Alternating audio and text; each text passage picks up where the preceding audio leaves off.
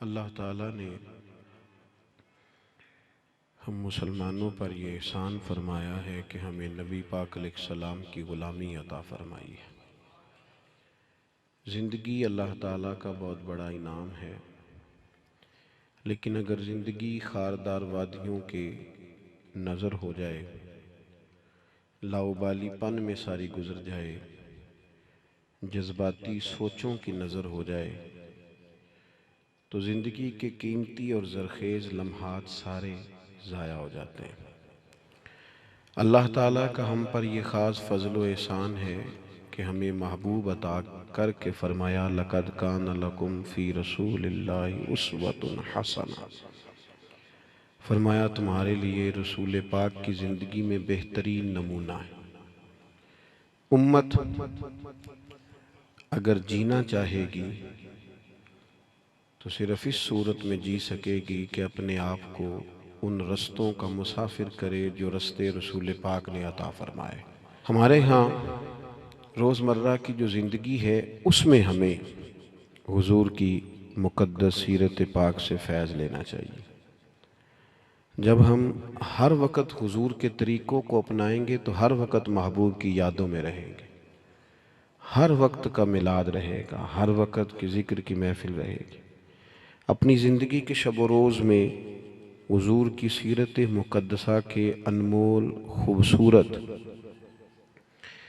موتیوں سے فیض یاب ہونے کی پوری کوشش کی جائے۔ ایک تو حضور کی مقدس حیات مبارکہ میں ایک چیز بڑی منفرد ہے، وہ ہے عزم، ارادے کی پختگی۔ اور جب محبوب پاک علیہ السلام کو ارادہ مبارکہ کر لیتے تو پھر حضور اس پر ڈٹ جاتے، اور نبی پاک علیہ السلام کا ڈٹ جانا وہ لوگوں کو بھی متوجہ کرتا۔ ہمارے ہاں نا سوچیں پکی نہیں ہوتی، 10 لوگوں سے مشورہ کرنے کے باوجود بھی ہمارے ارادے مضبوط نہیں ہوتے۔ نوجوان نسل پڑھائی شروع کرتی ہے تو وہ 10 دفعہ 20 دفعہ ارادہ بدلنا ضروری سمجھتی ہے کہ یہ چھوڑ نہ دوں، یہ رہنے نہ دوں، اس کا بھلا کیا فائدہ ہوگا۔ جب آپ نے ایک سفر شروع کر لیا ہے پھر اپنے رب پر بھروسہ کریں اور آگے بڑھیں۔ جو لوگ سفر شروع کرتے ہیں ان کی منزل آ ہی جایا کرتی ہے۔ میرے عزیز، اللہ کے محبوب علیہ السلام کا مقدس طریقہ مبارکہ یہ تھا کہ حضور عزم فرماتے، جد و جہد کرتے۔ حضرت ابو سفیان رضی اللہ تعالیٰ عنہ فرماتے ہیں کہ جنگ کے حالات میں نے اپنی آنکھوں سے دیکھے، میں حضور علیہ السلام کے ساتھ تھا۔ کیفیت اس طرح کی ہو گئی کہ ارادہ یہ ہوا کہ کچھ دیر پیچھے ہٹا جائے اور پھر نئی منصوبہ بندی کے ساتھ حملہ کیا جائے، لیکن میں نے حضور کی مقدس سواری کی لگام تھامی ہوئی تھی۔ حضور آگے ہی بڑھتے چلے جاتے، آگے ہی بڑھتے چلے جاتے، حالانکہ جنگ کا نقشہ کوئی اور رنگ بتا رہا تھا، کچھ اور صورت اختیار کر رہا تھا، لیکن حضور بڑھتے جا رہے ہیں۔ تو کہتے ہیں میں نے عرض کی یا رسول اللہ صلی اللہ علیہ وسلم 2 قدم پیچھے ہٹ کے نئی منصوبہ بندی کے ساتھ آگے نہ بڑھیں۔ تو حضور نے فرمایا نہیں، اب پیچھے نہیں ہٹنا، انا النبی لا کاذب، انا ابن عبد المطلب لا کاذب، پیچھے نہیں ہٹنا۔ کیوں کہ میں نبی ہوں، بات یہ بھی سچی ہے، اور میں عبد المطلب کا پوتا ہوں، بات یہ بھی سچی ہے۔ پیچھے نہیں اب ہٹنا، اب آگے بڑھیں گے، اب جد و جہد کریں گے، اپنی زندگی میں عزم کے ساتھ آگے بڑھیں۔ کمزور باتیں، کمزور ارادے اور جلدی تھک جانا، جلدی ہار مان جانا، جلدی دوستی لگانا اور جلدی ناراض ہو جانا، جلدی تعلق بنانا اور جلدی سے توڑ بھی دینا، جلدی سے کسی کشتی میں سوار ہونا اور جلدی سے اکتا بھی جانا، جلدی سے کسی مقام پر اپنے آپ کو کھڑا کرنا اور جلدی سے اس مقام کو بدلنے کی کوشش کرنا، اس سے انسان کبھی کوئی کام نہیں کر سکتا۔ اس کا عزم، اس کا حوصلہ، یہ بنیادی ضرورت ہے، اور سیرت پاک اس کا بنیادی درس دیتی۔ دوسری بات یہ ہے کہ یاد رکھیے گا، زندگی میں ایسا نہیں ہوتا کہ انسان کو سارا رستہ چھاؤں والا ہی ملے۔ کچھ دن ایسے بھی آتے ہیں جن میں دن بھی لمبے ہوتے ہیں اور دھوپ بھی سخت ہوتی ہے، اور کبھی کبھی ان دنوں میں روزے بھی رکھنے ہوتے ہیں۔ اب انسان کا کمال یہ ہے کہ جس طرح اس نے ٹھنڈے دن گزارے ہیں اور آرام کے دن گزارے ہیں، وہ سخت دھوپ کے دن بھی اسی مزے سے گزارے۔ وہ بار بار اگر شکوہ کرے گا، بار بار اگر تکلیف اپنی بتائے گا، بار بار اپنے زخم دکھائے گا تو کمزور پڑے گا۔ جب آپ چلتے ہیں، بڑا آسان سفر ہو نا، بڑا ایزی سفر ہے، خیر اب تو بڑی جلدی لوگ تھک جاتے ہیں۔ ہم اپنے بزرگوں سے سنتے تھے کہ لوگ بحری جہاز کے ذریعے حج کرنے جاتے تھے تو 6 مہینوں میں لوٹ کے آتے تھے۔ اب جو حاجی عمرے والے جاتے ہیں نا، حج اور عمرے پہ، ان کے کپڑوں کی استری نہیں ٹوٹتی۔ یعنی غریب آدمی بھی جو حیثیت نہ بھی رکھتا ہو، وہ بھی ایئرپورٹ پہ جب جاتا ہے نا، عام دنوں میں تو بس پہ بھی لاہور چلا جائے گا، ایئرپورٹ پہ جاتے ہوئے گاڑی میں جاتا ہے، اور وہاں سے آپ فلائٹ میں بیٹھتے ہیں، 4 گھنٹے کی فلائٹ ہے، کھانا آپ کی ٹیبل پہ آتا ہے، پانی آپ کی ٹیبل پہ آتا ہے، نیچے اترتے ہیں، صاف ستھری جگہ ہے، اے سی لگا ہوا ہے، اگر تھوڑی دیر انتظار بھی کرنا ہے تو ایک اچھی جگہ، ویٹ کیا آپ نے، امیگریشن کے بعد آپ باہر نکلے تو آپ کی گاڑی موجود ہے، اور وہاں جا کے آپ کو بندوبست نہیں کرنا، کمرے آپ کے طے ہیں، ہوٹل کا ووچر آپ کی جیب میں ہے۔ ناراض نہ ہونا، اتنی سہولتیں ہیں پر بندے خوش کوئی نہیں، پھر بھی کوئی شکوہ، کوئی پریشانی، کوئی دکھ، جس سے پوچھ لیں وہ پریشان ہی پریشان ہے۔ اللہ جانے کی اس بات میں کیا ایسی خاص منظر سامنے آ گیا ہے۔ او خدا کے بندوں، ان لوگوں سے پوچھو جو بحری جہاز کا سفر کرتے، 8 دن جانے میں لگتے، 8 دن آنے میں لگتے، 6 مہینے کا سفر ہوتا، کیسی صحبتوں سے لوگ وہاں پہنچتے، پھر جا کے بعض لوگ اپنا کھاتے، اپنا پکاتے، لیکن وہ ذہنوں میں جلد بازی ہے، پریشانی ہے، جذباتیت ہے۔ وہ جو ایک قرار بندہ مومن کی شان ہے کہ یار دکھ آ ہی جاتا ہے، زندگی ہے، کبھی سر درد ہو ہی جاتا ہے، کبھی جہاں سے روز پیار ملتا ہے کبھی جھڑکیاں ملی جاتی ہیں، تو آ جاتے ہیں حالات اوپر نیچے، لیکن اس میں اتنا گھبرا جانا، لیکن دکھ آتے ہیں۔ حضور کی سیرت پاک کو آپ پڑھیں،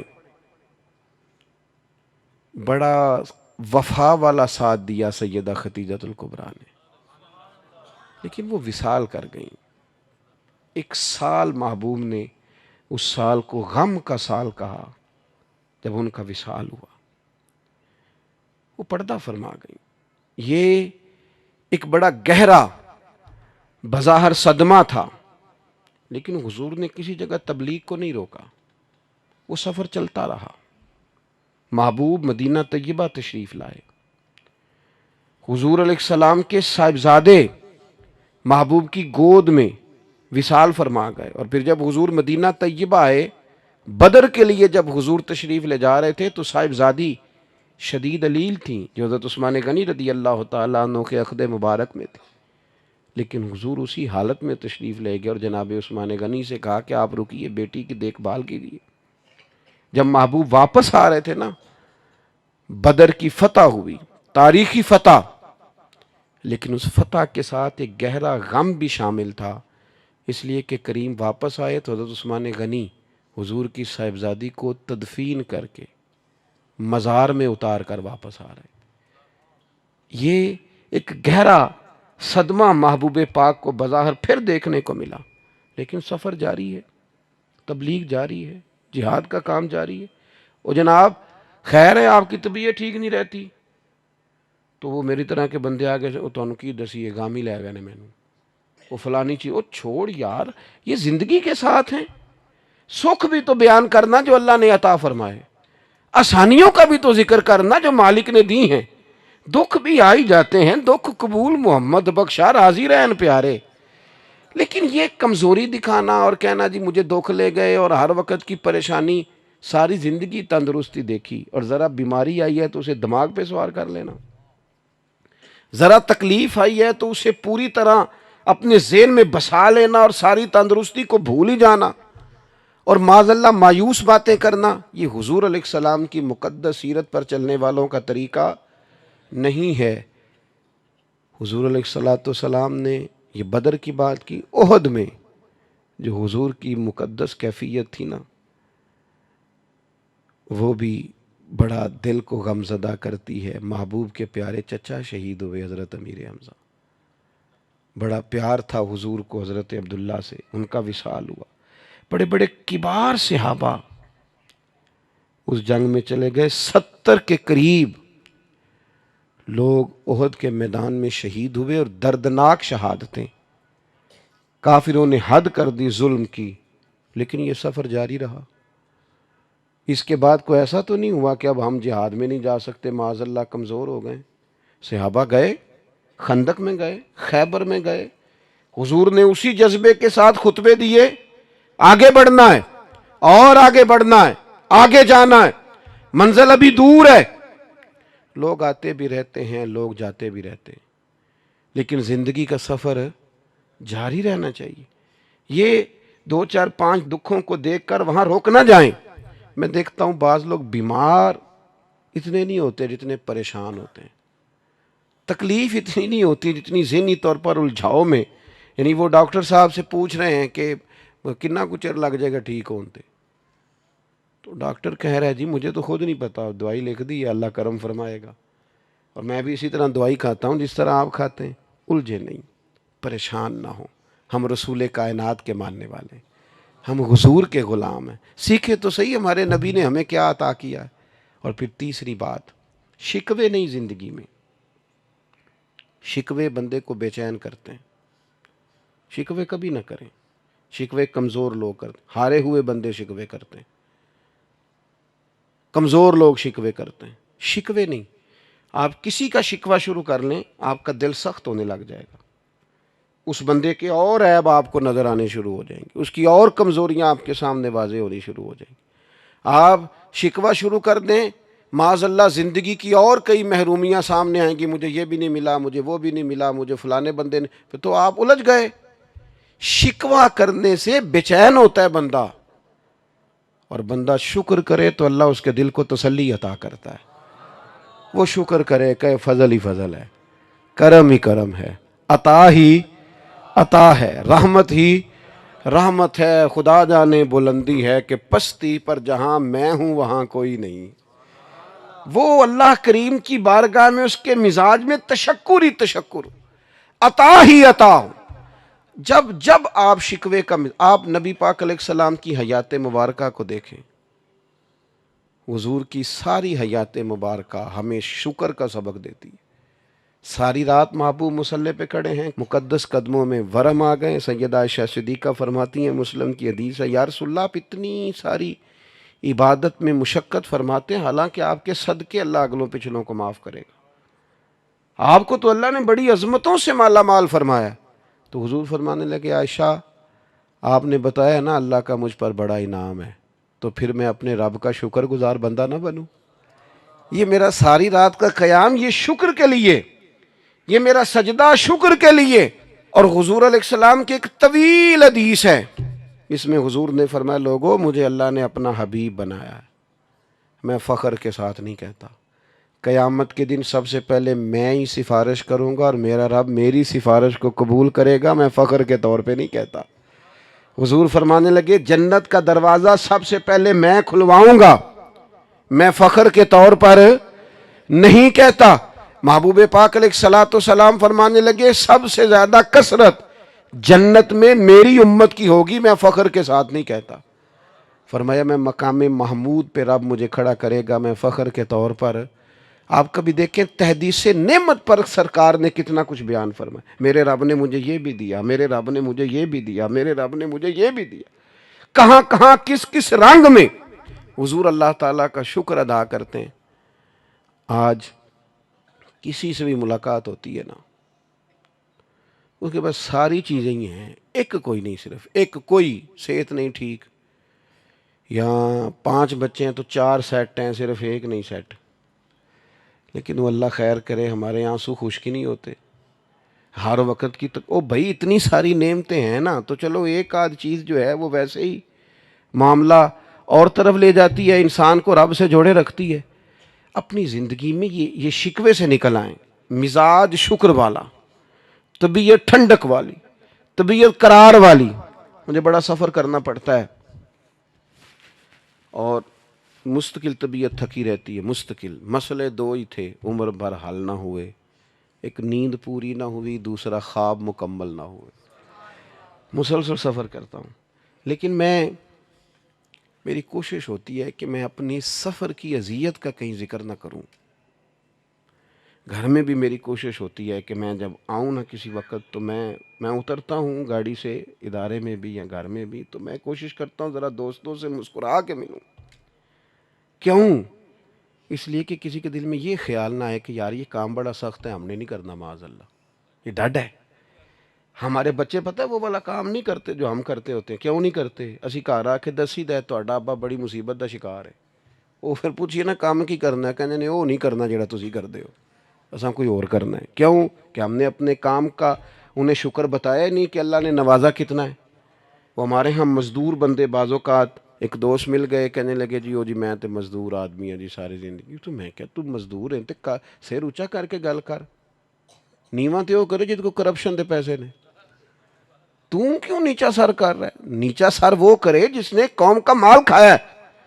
تو سویرے محنت کر کے روٹی کماتا ہے، تو اونچے قد سے کہا کر شکر ہے اللہ تعالیٰ کا میں وہ کام کرتا ہوں۔ میرے نبی پاک علیہ السلام نے فرمایا بہترین روٹی اس نے کھائی ہے جس نے اپنے دو ہاتھوں سے محنت کر کے کھائی ہے۔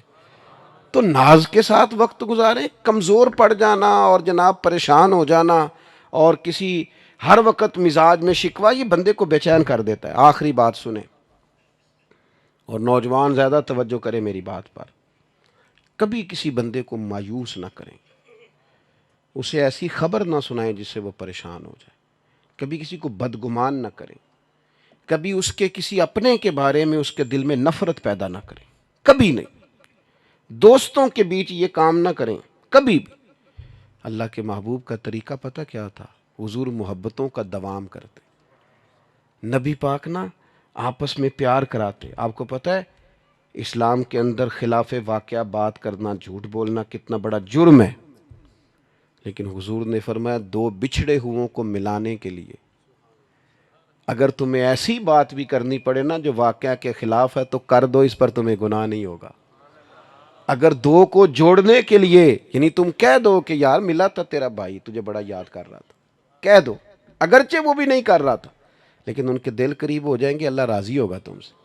خلاف واقعہ بات کر اور یار ایک دوسرے کے نا قریب کریں، ایک دوسرے، یہ کئی دفعہ خود قریب کرنے سے بندہ نہیں ہوتا، تھوڑا سا کوئی کہہ دینا کہ یار وہ تیرا یار بڑا یاد کردہ سی پیا، تو بندہ نام ہی ٹائم کڑنا ہوئے تام ہی کڑ لیدا کسے لے، چلیں یار ملائیں۔